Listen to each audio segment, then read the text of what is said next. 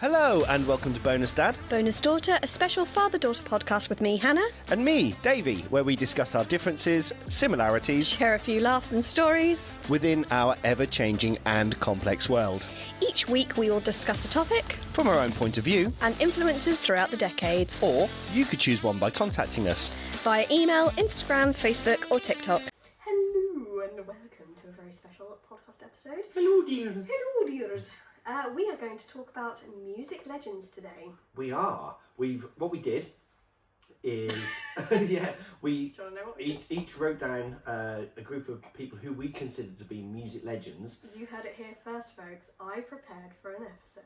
She did. I was actually worried because I prepared, and then for like ages and ages and ages, there was nothing on your side, and then finally one day they just all appeared. Yes. So I did all my research in one go. So I, to be fair, I've actually, because it's been a while since we wrote this ages ago. We did, yeah. I've actually forgotten which ones on yours.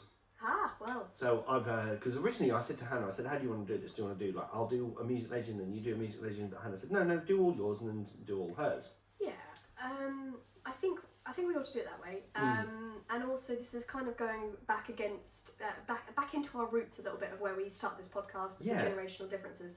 I think this is going to be a lot of generational differences. There's going to be a huge one, and I've done that on purpose as well, because because you wrote yours first, the people that I consider music legends to me are a lot of the ones that you have picked, to be honest. Really? So what I've done is I have picked people that I perceive to be music legends of our day, our current.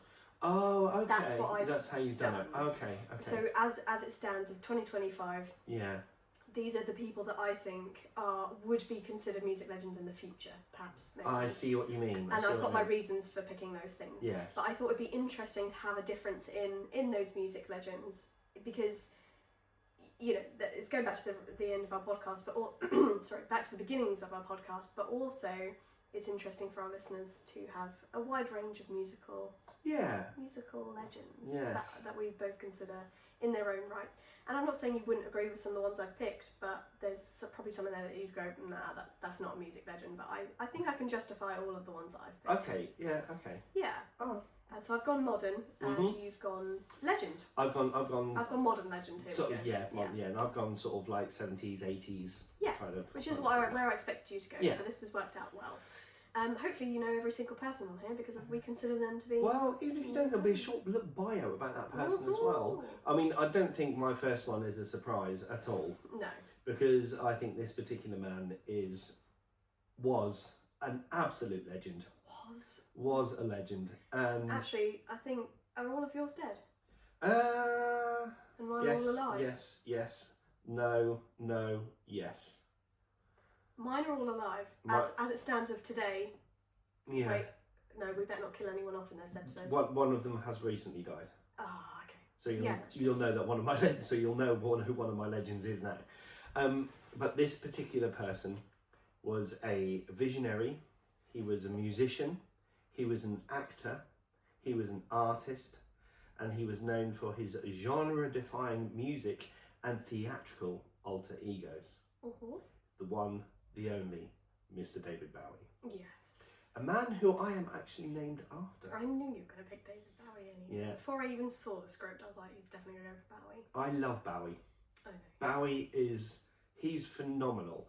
I mean, yeah, when you look at some of the characters he played, such as Ziggy Stardust, the Thin White Duke, Aladdin Sane, the Goblin King. I mean, those were just musical people. You know, Ziggy played guitar, jamming good with Wade and Gilly, and the spiders from Mars.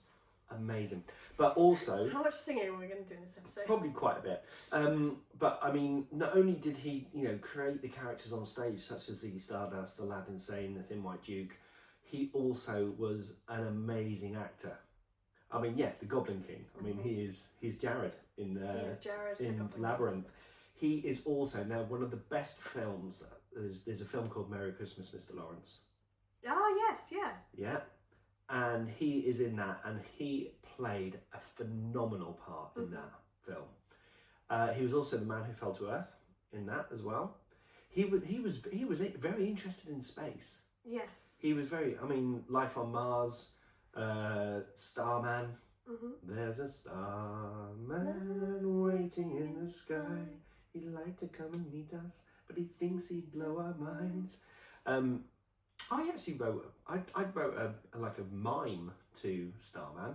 Did you? Yeah, back when I was at school. Yeah. Random? Okay. Yeah. So I mean, he did the albums such as Heroes, Low, Hunky Dory, Let's Dance. I mean, he changed his persona so much. Yeah. He really throughout time. He does, but also you can tell it's him when he's singing because he's got such a unique voice. Such a distinctive voice. Such a distinctive. Do you know what his real name was? I don't. David Robert Jones was his real name. Yeah, it was his real name. He changed Bowie. So some interesting facts about Mr. Bowie is that we mentioned this before. He had one permanently dilated pupil due to a teenage fight, giving the appearance of different coloured eyes. He also helped produce and co-wrote Iggy Pop's The Idiot and Lust for Life. I see.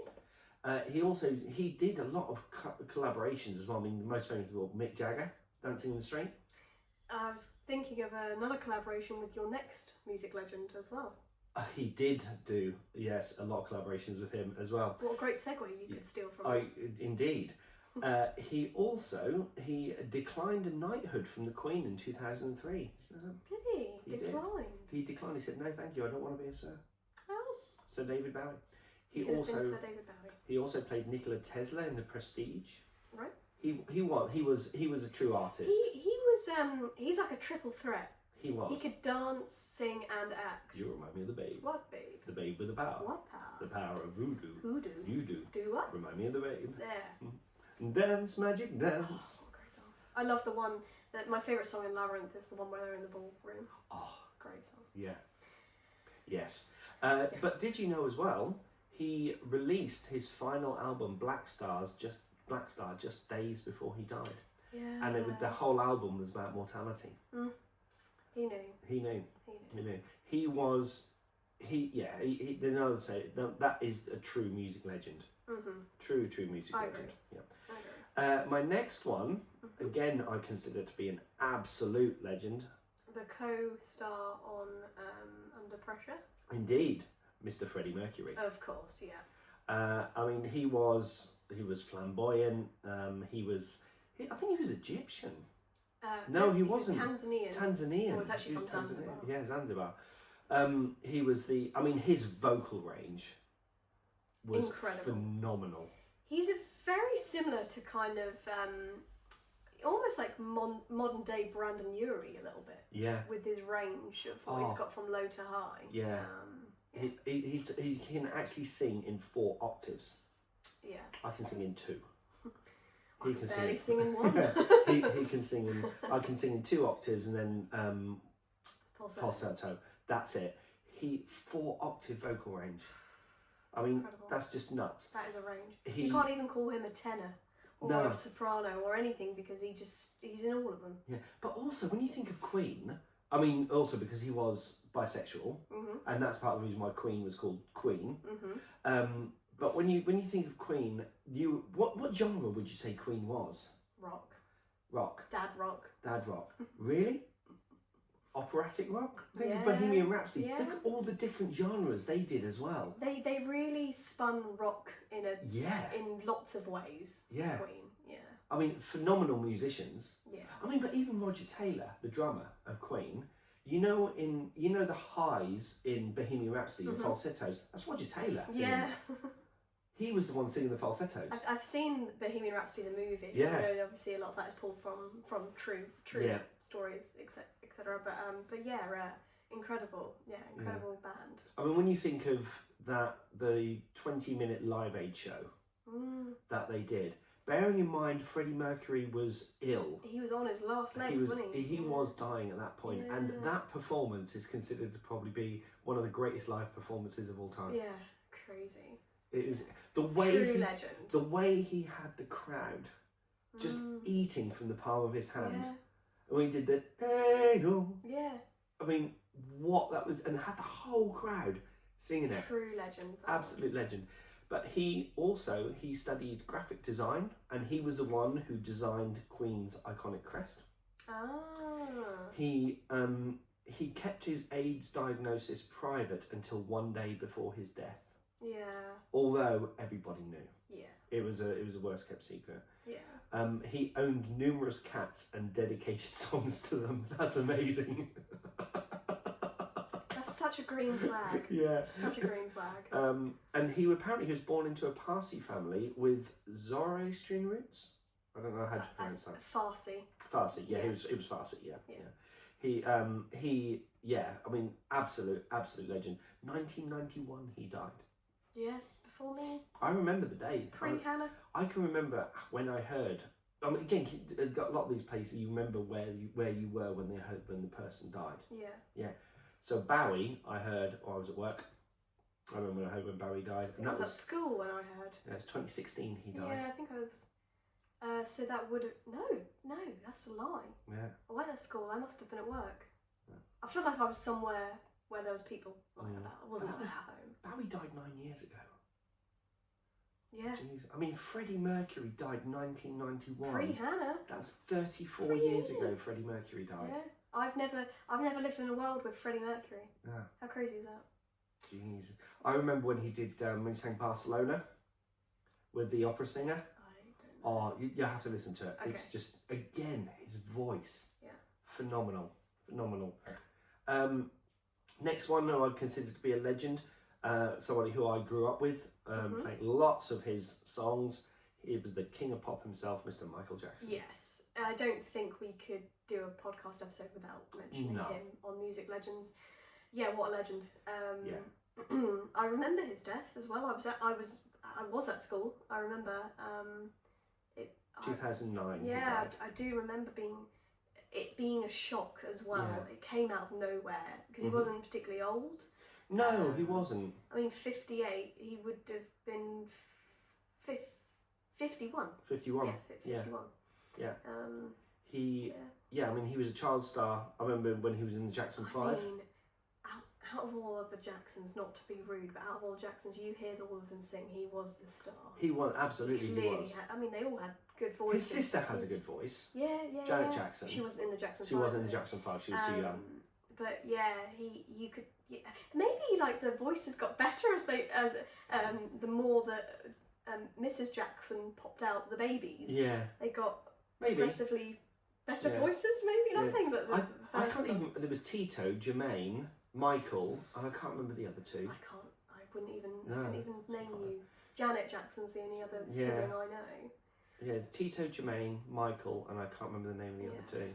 But he, when he left the Jackson 5 and went solo, I mean, then released Thriller.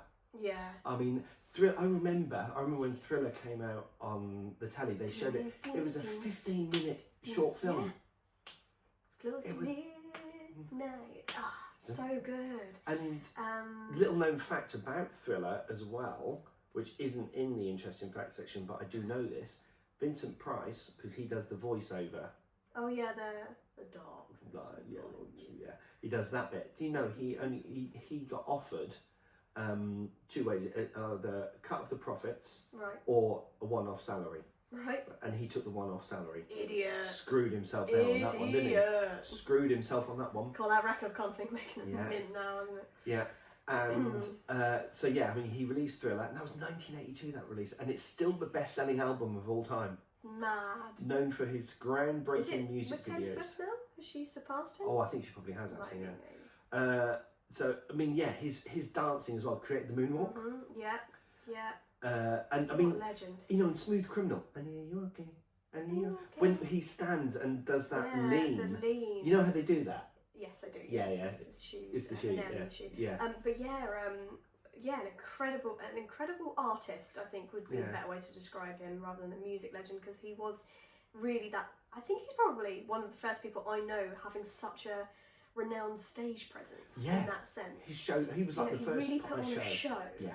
You've got Queen and Freddie Mercury put on a good show, but there was no theatrics to it quite in the same way. No. I think that's what you can get away with pop, because you can get away with not having a band behind you. Yeah. So you've got more space to do creative things. Mm-hmm. Whereas Queen is a band. Michael Jackson's a solo, so his songs were playing, he was just singing over the top of them, kind of thing. But very cool. I mean, when you think of all this, especially from Thriller, you've got Beat It. Yes. Do you know a little known fact about Beat It as well? No. So Eddie Van Halen does the guitar solo. Oh, okay. Do you know he got paid a salary to go in and do the solo, and that was one take. One take? One take. That solo, he went and improvised one take. Dude. I mean, that's just phenomenal in itself. So cool. But I mean, all of his music videos told stories. Beat It was a story. Thriller was phenomenal. Billie Jean, with him walking down the street with the lights. Brilliant. Yeah, brilliant. And then Smooth Criminal and Black and White. He's just his discography is amazing. Like I wouldn't even say I'm a fan of Michael Jackson, but I know at least 10 of his songs. Yeah. You don't really have many artists like that nowadays. No, and you can sing along to all of them. Yeah. Yeah. He was the first artist to have 5 #1 hits from one album, which was bad. Yeah, that doesn't surprise me. I'm bad, really bad. He also bought the publishing rights to most of the Beatles catalogue. Did he? Yeah, because him and Paul McCartney did a song together called Ebony and Ivory. That was an amazing video. Because Beatles were owned by Apple, weren't they? Yeah. Apple Records. Yeah. And I know they kept quite a lot of sort of stuff tight-lipped, didn't they? Yeah. But anyway, cool. Great legend. He also holds 15 Guinness World Records, including most successful entertainer of all time. What a title. Yeah. He patented the anti-gravity shoes for the Smooth Criminal Lean. Yeah. And his pet chimpanzee Bubbles became a media icon. Yeah, I remember the footage of the chimpanzee. Yeah. I wonder what happened to the chimpanzee after his death. Oh, Bubbles would be long dead now. Well, I know, but I wonder what happened after his death. But apparently he did a lot of humanitarian work as well. He did. Good lad. Yeah, he was, but yeah, he died 2009 in Los Angeles. Now, so the first 3 are dead. David Bowie's dead.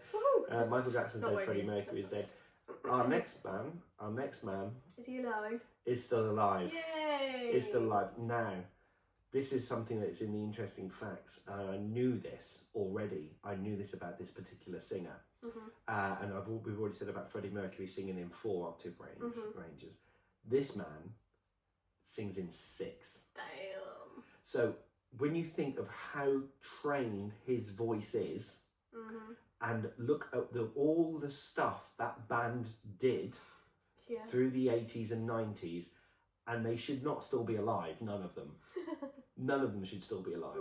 I mean, their song, Mr. Brownstone, is literally about their heroin addiction. And that is the legend, that is Mr. Axl Rose. Yes. Yes. Yeah.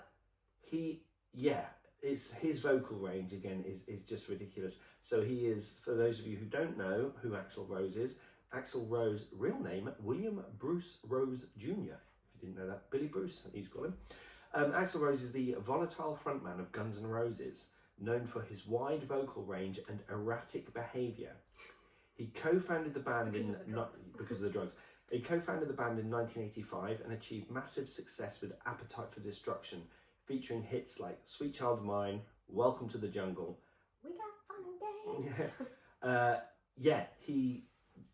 I don't know really what more to say about him. He's just absolutely astounding. I mean, take me down to the paradise city where the grass is green and the girls are pretty. Oh, won't you please take me home? Yeah. Welcome to the jungle. We got fun and games. We got everything you want. I mean, all the things we got. Around whatever you may need. Anyway. So yeah, he legally changed his name to William Axl Rose. He apparently famously feuded with Nirvana's Kurt Cobain. Interesting. What was that feud about? I have no idea. He also joined AC/DC as a lead singer in 2016 after Brian Johnson's hearing issues. Oh. And he lived under assumed names and hid from the public for years as well. He disappeared off the grid. Oh.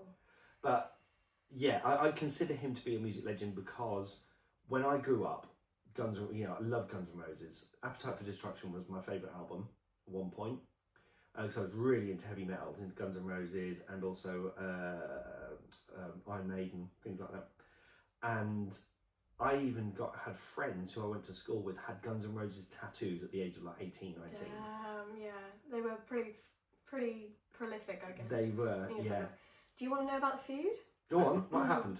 Axl Rose and Kurt Cobain had a public feud fueled by differing band philosophies, Axl's initial support for Nirvana not being reciprocated, and escalated tensions. Right. Cobain publicly criticised Rose as sexist, racist and homophobic, while Rose made derogatory comments about Cobain and his wife. The conflict accumulated in a tense backstage confrontation at the VMAs, described by witnesses as a clash of two worlds. Really? Mm-hmm. Interesting. Right. Interesting. If he was homophobic, racist, I'm on Cobain's side, if I'm honest. Do you know what? Sorry, I've just remembered something Joe said to me. When we were working out the set list for our gig, we were talking about what songs we were going to put in, and halfway through we put Interlude in. Because Pierre, we switched it up, so instead of James playing the guitar riff, we had Pierre do it on sax to change it, make it something completely fresh. How did that sound, by the way? Great. Was it good? Yeah. So when we were talking about whether or not we were going to put it in the show, because Interlude is just, it's what it is. We wrote it, we didn't even write it, that was just us jamming when we recorded it. And when we released it, we did it as a joke, as an interlude in an EP. You know, an EP is only 4 songs, and we were like, we need a break in there. And when we were doing the show, it's like, should we put it in? Should we not? Should we do it? We thought, well, it's our last show, so we've got to do it. We've got to play it. We've got to play it. But what Joe said about the song, he went, yeah, man, we've got to play it. We've got to play it because Interlude is our November Rain.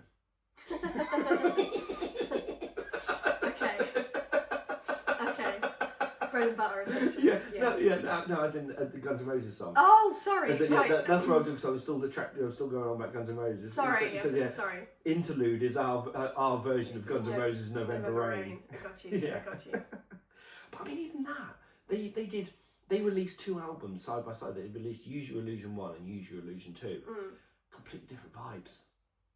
Genius, absolutely genius. I mean, Civil War, classic song. I mean, Slash in November Rain. I mean, you know Slash as well. He used to drink a bottle of Jack Daniels a day. A day? A day. Nah. A day. That's a problem. Yeah. So I've got 2 more. Yeah. I've got 2 more. So next one. Oh, rattle through. Next one is a Scottish lady. Yes, this is your first lady. My first lady, and I think she is a music legend again because of her voice and also just because of what she's done, and that is the one, the only Mrs. Annie Lennox. Yes. So Annie Lennox rose to fame as half of the Eurythmics with Dave Stewart, delivering synth-pop classics like "Sweet Dreams Are Made of This." Who am I to disagree? What? Dreams are made of cheese. Who am I to disagree? She launched her successful solo career after leaving the Eurythmics, and she powerful albums like Diva and Medusa. Known for her androgynous look, emotional depth, and activism, Lennox has become a champion for HIV and AIDS awareness and women's rights. Yes, Annie. Yeah. Did you know she was one of the few female artists to win both an Oscar and multiple Grammys?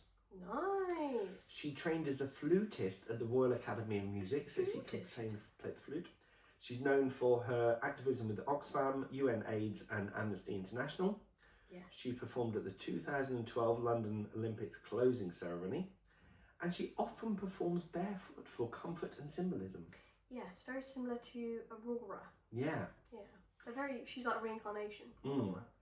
Yeah, but Annie Lennox, again, when she's done some of her vocal work, I mean, she's incredible. She does something which I genuinely don't like, and that's when I call it vocal wanking, and it's when you tremolo all over a note, and bloody Mariah Carey does it all the time. It winds me up. So stop it. Stay on the note. Stop it. Woo-hoo, stop warbling.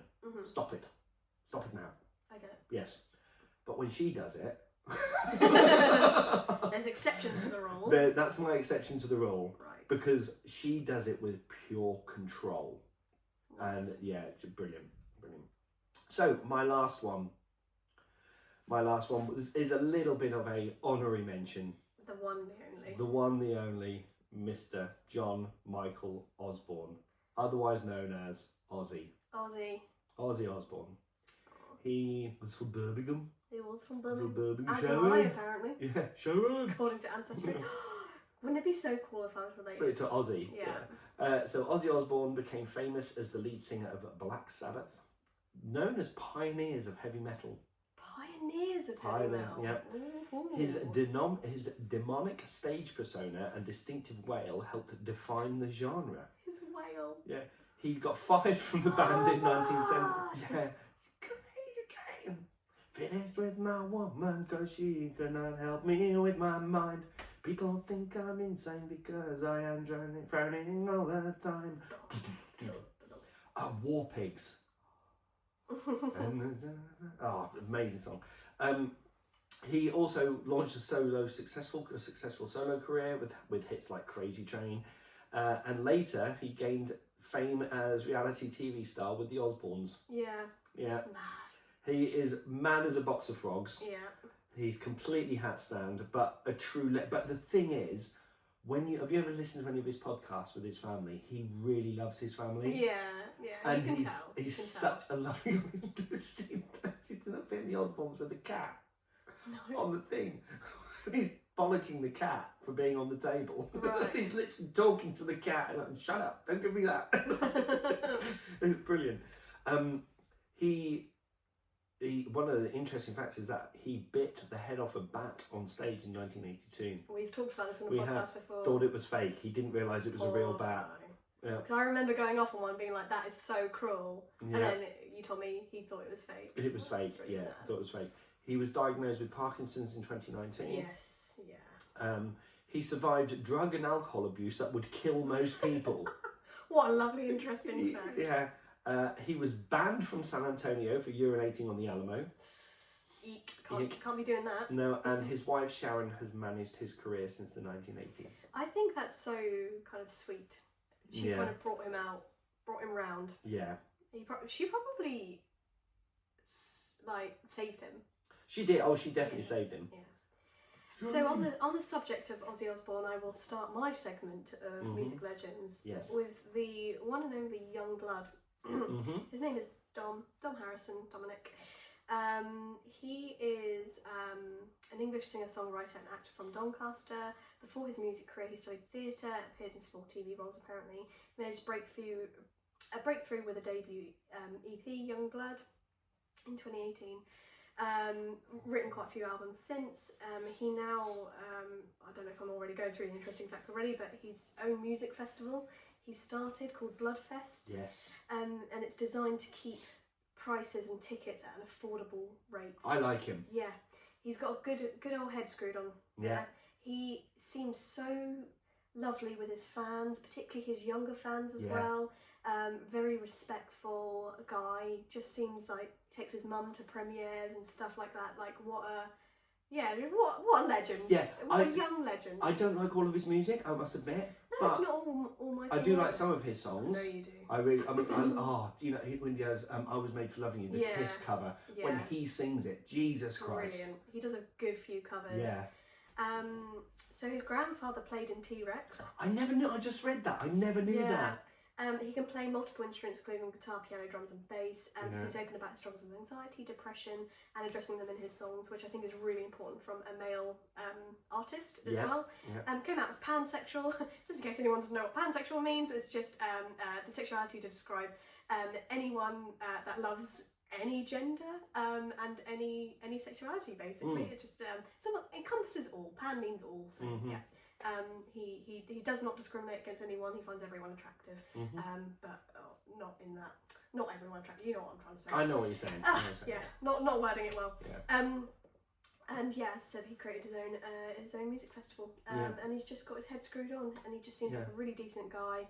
I'd be very surprised if anything comes out of him of the other side of the coin, because he just seems genuinely just a all-round good egg. He does. I think you're right. I think he could be seen later on down the line as somebody who would be a legend. And I put him in because I saw you put Ozzy Osbourne in, and Ozzy Osbourne is very famous for kind of passing the torch on to him, for covering Was it Memories? Yeah. Oh God, yeah. So yeah, what a cool man. Yes. What a cool man. Absolutely. Moving on a little bit from the rock genre, I'm going into the kind of pop side of things, and I've gone with Pink. Yeah. I'll agree with you. Yeah. Alicia Moore is her real name, just in case you want to know. I never knew that. Yeah, I did actually. I don't know why. But I've been a massive fan of Pink's from really early days. She's kind of been on the radio since I can remember, from the 2000s basically and onwards. She started as an R&B star and then kind of moved more onto the sort of pop punk.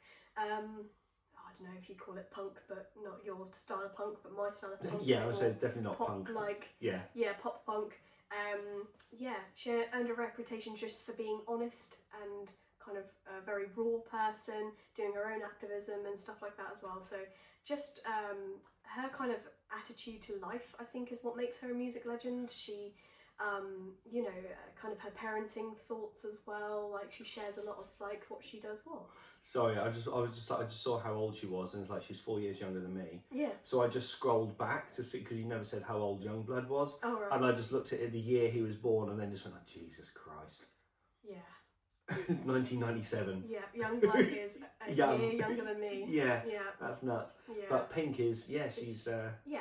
I counted Pink in my era because that's what her music was. 100%. But yeah, she trains as a gymnast for nearly 10 years, and she does that aerobatic kind of aerial thing on stage as well, which is so cool. And she can sing doing that as well, which is just another level of coolness and just amazingness. Her stage name was inspired partly by the character Mr. Pink in Reservoir Dogs. I never knew that. Yeah. Yeah. She sold over 60 million albums worldwide. She performs her own aerial stunts, as I mentioned. She's very outspoken about LGBTQ plus rights, mental health awareness, and women empowerment, which are all three things that I am particularly interested in too. So I think that's probably why I've chosen her. But Pink, what a legend. There was. Did you ever see that tweet? No. And said, "Oh, what is it? Oh, it's called her Lebanese." Literally called her Lebanese, and she was just like, "What are you trying to? What saying about her sexuality?" I said, "Oh, I wouldn't, it was something really horrible, saying, oh, I don't take any advice from someone who's Lebanese," and she's just like, "What?" Yeah. What? She has children. She's one of the favourite things about Pink is she wrote a diss song about her husband, which is called So What? Yeah, it's brilliant, that song. And then she also got him to feature in the music video. Yeah. Just what a legend, and she calls him a tool in the video, and he's like on a lawnmower all the way through. It's just the funniest thing how she managed to convince him to do that. That's just, what a legend. Look at Fleetwood Mac. There's Go Your Own Way. Was Lindsay Buckingham writing that about or her divorce, wasn't it? Yeah, and it's just, they were singing each other's own diss songs. Yeah. It's just nuts. Crazy. The next one on my list is a guy who wouldn't have normally made it to this list. I love this guy, but I've got my thoughts about it, and people might not agree with me. But I've actually gone with Lewis Capaldi. Lewis Capaldi was born the same year as me, but he is slightly younger than me. He was born in the October, and I was born in the August. He's a Scottish singer-songwriter known for his emotional ballads and self-deprecating humour, which he does on Graham Norton, on stage, everywhere. Yeah. He rose to fame with the song Someone You Loved, which topped the charts around the world. He's got an incredible voice, but doesn't look like the sort of person that would carry that incredible voice. No. When you look at him, you think, how does that voice come out of you? But and then I think that kind of adds to his persona a little bit. He was diagnosed with Tourette's syndrome and has spoken openly about it. He started singing at the age of 4, learned guitar at the age of 9. He was discovered through SoundCloud. Really? What? Crazy. Yeah. And is known for his hilarious social media presence and unfiltered personality.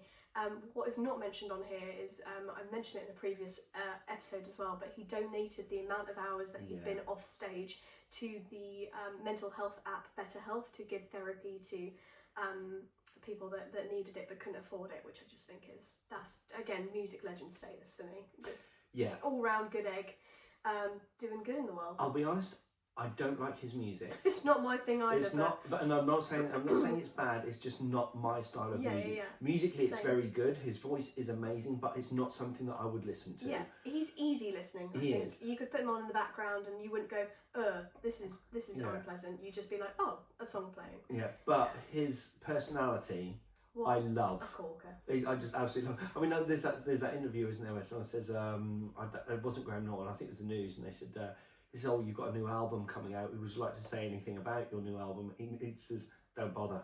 It's just, it's really bad. It's worse than the first one. Don't buy it. Don't waste your money. He was on Graham Norton, and they were showing where the tickets were, like low tickets, sold out, like this. Leeds had nothing next to it. He went, "Can I just speak to the people of Leeds? Like, what are you playing at?" Like, it was just so funny. Yeah. It was so funny. Yeah, he's just seems like a really good lad, and I think he'll make music legend status. Maybe not for his music, maybe more personality, but I still think, again, just an all-round good egg, basically. Yeah, best friends with Ed as well. Is he? Yeah. He's good friends too. I feel like anyone with Ed Sheeran is a green flag. Yeah. Speaking of someone that's friendly with Ed Sheeran, I know, that's why I saw, because I saw the next name. This is, do you know what? people will disagree with me, but there is a known fact that Taylor Swift is a music legend of our day. She is. There is no disputing it for how many album sales she's had, her stage presence, the general hype, the way she kind of messes with her fans with the whole like treasure hunt of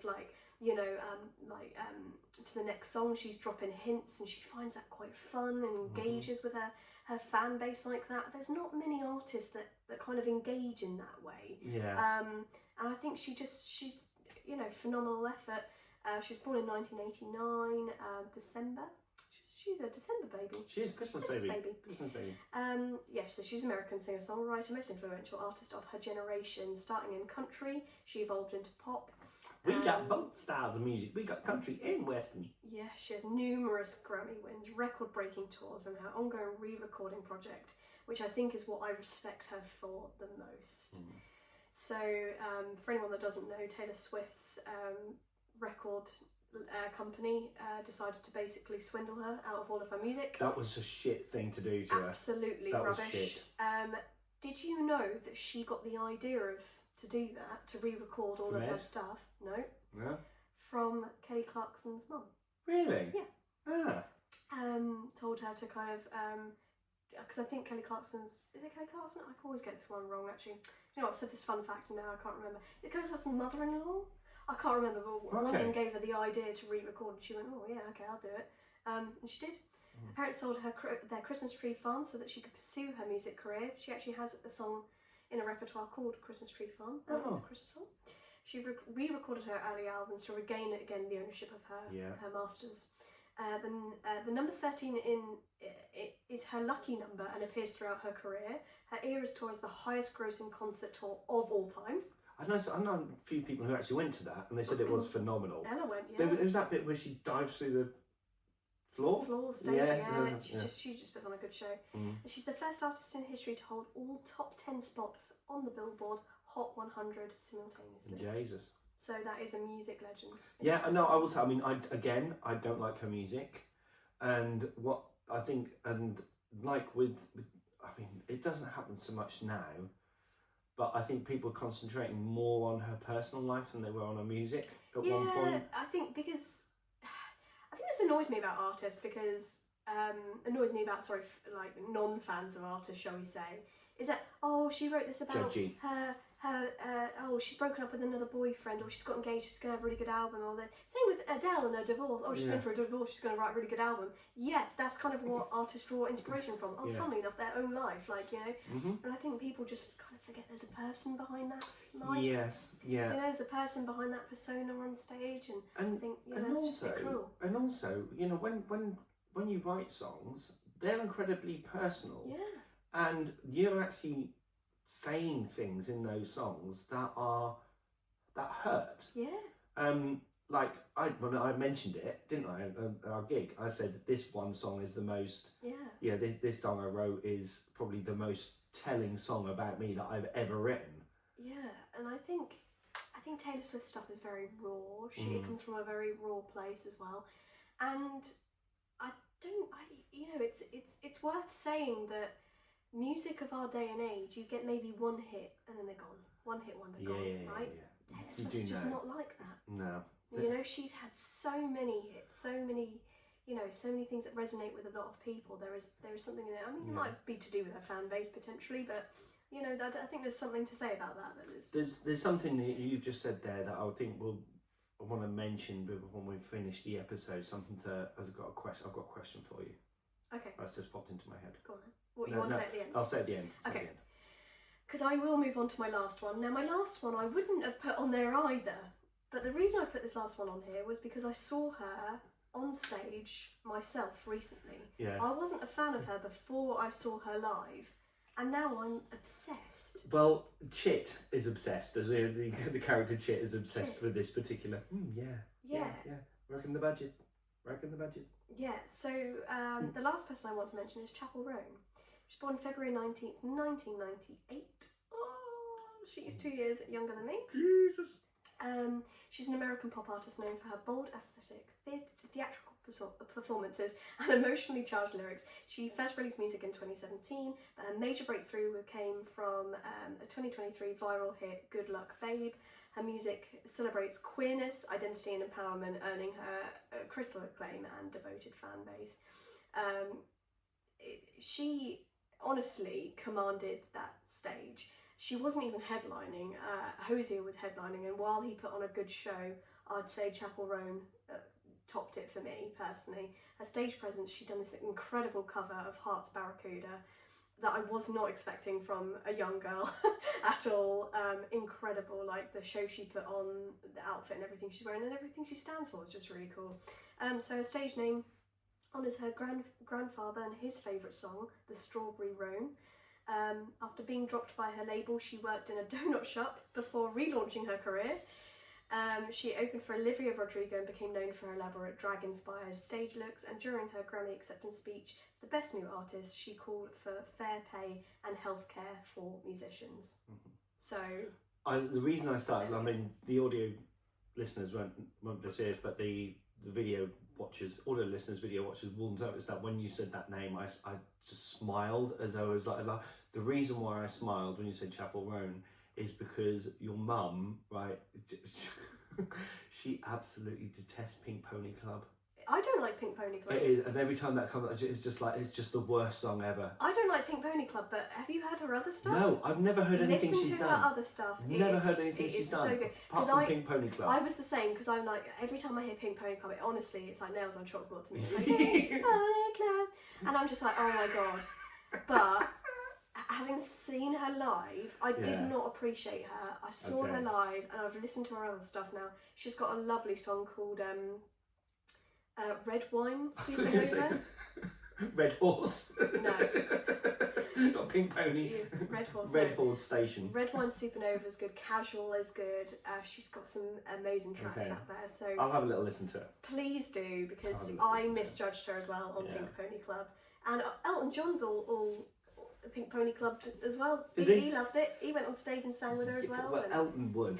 But yeah, it's just, you know, she's obviously reaching the hearts of quite a few legendary musicians as well. I'm just saying, I think she's one to watch. Okay, excellent. I've said it here first, folks. So they're all your music legends? They are indeed. So my question, to finish on, you said something a little while ago that I kind of picked up on. I have a feeling I know what your question is. And you said he's basically saying about one-hit wonders. Yeah. Now, I know, you know, oh, someone's up the door. Oh, it's Anya. I've completely lost my train of thought now. You were going to ask me a question about one-hit wonders. Yeah, one-hit wonders. So, do you think music legends are now a thing of the past? No. You don't? Because of what I've just talked about in this podcast. Right. I don't think music legends are a thing of the past. I think music legends are evolving from legendary vocal work or legendary artistry on stage, or whatever you want to say about your particular ones, because most of yours were about the actual music, whereas mine is about what they're actually doing with their voices, because they're famous in the music field. You know, what are they actually representing in the world at the moment? And maybe that's a different kind of play on what you deem as a legend to what I deem as a legend. Maybe you think of a legend as someone that can be musically creative and fantastic in that realm and in that sphere. And some of mine, if not all of mine, I've maybe commented on why they're legendary for other reasons. Yeah. You know, Yungblud for ticket prices down, Pink for, you know, all of her kind of trailblazing and activism, Lewis Capaldi for the mental health side, Taylor Swift probably more music related, but, you know, in Chapel Roan for her kind of, you know, what the kind of her message that she's putting across as well. And I think being a music legend doesn't always mean the music. Yeah. It can do, you know, it's the good that you're doing with your fame as well. Okay. So it's very right. Okay. Yeah. That's Okay. how I thought your question was, what is a music legend? I thought that's what. Well, actually, let's ask that question. What is a music legend? How would you define a music legend? I think I define a music legend as someone that creates music that resonates with a mass audience, and with that mass audience, the message that they are putting across as well to that audience would be what I think makes up a legend. Someone that I thought would crop up potentially in this episode was George Michael. Yeah. He did a lot of good in the world as well. I think if you weren't doing this and I just done my music legends, I think George Michael would have been in mine from your era. Yeah. Just because of all the charity work and everything he did that he didn't even put his name to. It wasn't like he did it and was like, oh yeah, I'm George Michael and I did this. Yeah. It was, no, I've got a lot of money and I can do a lot of good with this, but I don't want my name to be with it because I don't want to be seen as I'm just doing this for my fame. I want to do this because I'm a nice person. Yeah. And I think that's why, same with Prince. I'm surprised Prince didn't come up. There's a few music legends here that I would probably say again, more for their work, even outside of music, maybe. You know, I think there's probably other music legends that we're not thinking of. Maybe there's a couple of people listening to this, and why didn't you say Andrew Lloyd Webber, for example? You know, completely different style of music, and it's theatre, and it's still art. You know, is he a music legend? Yeah. Is Beethoven a music legend? I think it's all down to the subject of the person really, and what you think. I'm sure there's a lot of people that would disagree with some of the ones I've said personally, the most up to date ones, but I think people are legends because they do legendary things. Excellent. Yeah. Yeah. So we. That gave me. Yeah, there you go. Shall we end it there? Did I just like? No, not at all. Not at all. Okay, wonderful. If you love this episode, we have plenty more in the bank. Not really much left to say other than cue the outro. Thanks for joining us on Bonus Dad, Bonus Daughter. Don't forget to follow us on all our socials and share the podcast with someone who'd love it. We are available on all streaming platforms. See you next time. Bye-bye.